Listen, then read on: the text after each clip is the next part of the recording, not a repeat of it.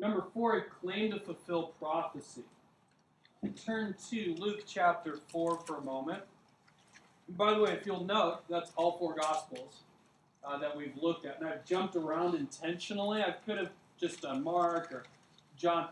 But I wanted to make sure we got to all 4 Gospels because although some people will say that the 4 Gospels really only count as one testimony, those are people, even the scholars, I just don't think they understand certain concepts. If there was a trial, and everybody in this room saw something happen, and we all went to the trial, we all told very similar accounts of what the crime was that happened in this room. Just because we were all there and we all told the same story, that doesn't mean that's one testimony. That's 50 or 60 testimonies. And yet, sometimes people will say, well, Matthew, Mark, Luke, and John, it's only one testimony because they all tell the same story. These are 4 different people who are agreeing with each other. And Luke, the one we're coming to now, he was one who went around and talked to different people. He got a group of testimonies and put them into one book. Jesus returns to the hometown, and he teaches, and in verse, there's a whole story with this, but there was a certain passage that was supposed to be read in the synagogue that day. There's a schedule. Daniel, my son's been getting got a new magazine. It's called Sports Spectrum. It's sports testimonies, or it's religious testimonies, Christian testimonies in a sports magazine of from athletes. And he got this read through the Bible in a year. So he started here.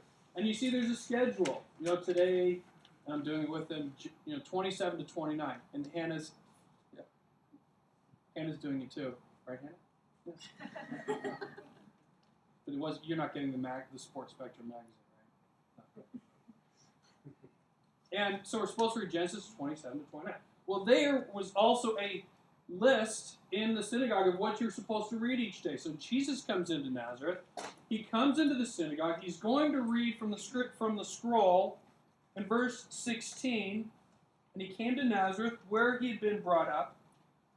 And as was his custom, he went to the synagogue on the Sabbath day. He stood up to read, and the scroll of the prophet Isaiah was given to him. He unrolled the scroll and found the place where it is written, "The Spirit of the Lord is upon me, because he has anointed me to proclaim good news to the poor. He has sent me to proclaim liberty to the captives and recovering of sight to the blind, to set at liberty those who are oppressed, to proclaim the year of the Lord's favor." And he rolled up the scroll and gave it back to the attendant and sat down. And the eyes of all the synagogue were fixed on him, because they've heard that he's been doing these miracles. They want to see what Jesus is going to do next. Verse 21, and he began to say to them, "Today this scripture has been fulfilled in your hearing." So he's telling them, hey, I'm the fulfillment of that prophecy. I am the Messiah. He really believes he fulfilled prophecy. And if we had 8 or 9 or 10 weeks to do this deity of Jesus section, we would look at all the Old Testament prophecies that Jesus fulfills. But we don't have that much time, so we won't. Oh, we're good. All right, accepted worship. Jesus accepted worship. In Matthew 16, if you turn there for a moment, Jesus and his disciples are in Caesarea Philippi. And they're a really interesting city and place because it was known for pan worship. And there was a place in Caesarea Philippi where the river went down into this cavern. And where that happened, there was a lot of pagan worship going around. And Jesus, sometimes we forget to think about context. Jesus probably sitting off at a distance with his disciples within eyeshot of this scene that's going on at Caesarea Philippi when he teaches. And he says this. We'll start at the beginning. Now when Jesus came to the district of Caesarea Philippi, he asked his disciples, the question I asked you at the beginning, "Who do people say that the Son of Man is?" And they said, some say John the Baptist, others say Elijah, and others Jeremiah or one of the prophets. He said to them, "But who do you say that I am?" Simon Peter replied, "You are the Christ, the Son of the living God." Now, if Jesus is a good moral teacher, he cuts Peter off right there and says, Peter, you cannot call me God. That's wrong. Okay? That's bad. Don't call human beings God if he's just a good moral teacher. Right? If he's a good moral teacher, he teaches his students that you don't call me God when I'm not. But he doesn't say that because he's not just a good moral teacher.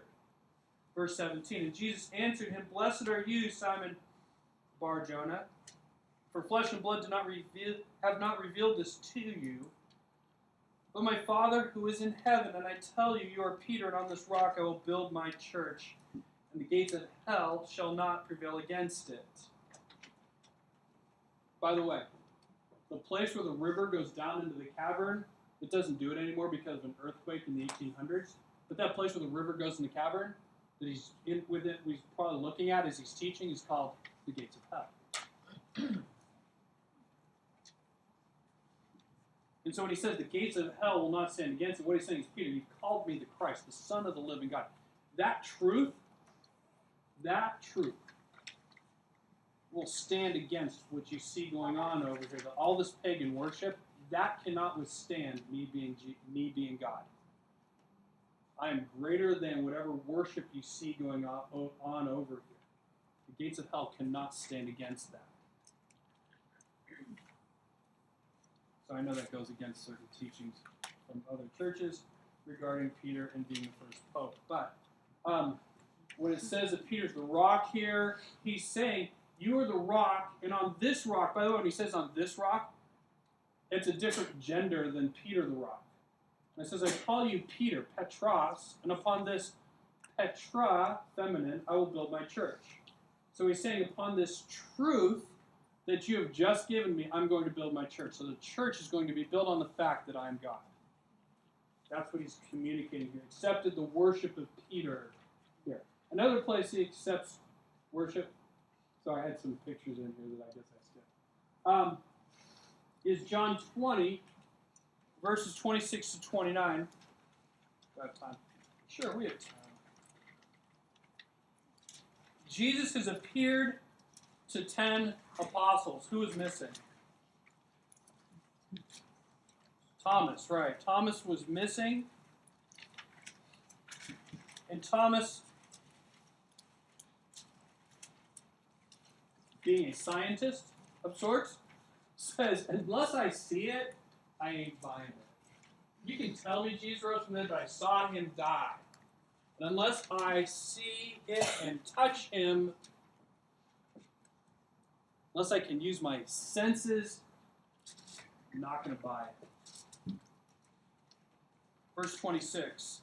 8 days later, his disciples were inside again, and Thomas was with him. Although the doors were locked, Jesus came and stood among them and said, "Peace be with you." Then he said to Thomas, "Put your finger here and see my hands, and put your hand and place it in my side. Do not disbelieve, but believe." Thomas answered him, "My Lord and my God." Jesus said to him, have you believed because you have seen me? Blessed are those who have not seen and yet have believed. And that's us, by the way. We haven't seen, well, I haven't seen the resurrected Jesus, but we believe today. And Thomas's confession here is literally in the Greek, "O Lord of mine and O God of mine." And the reason that's important is because I've heard many scholars, I'd say probably over a half dozen scholars, have listened to their lectures and have read. They're saying that when Thomas says, "My Lord and my God," what he's saying is, "My Lord, oh my God, it's you." And he's just using God's name in vain in this section. But the Greek really just says, "O Lord of mine and O God of mine." So he's not using God's name in vain. Besides, Jesus is a good moral teacher, and he's hearing Thomas call him God. If he's just a good moral teacher, he's going to say, "Stop, Thomas, don't call me God."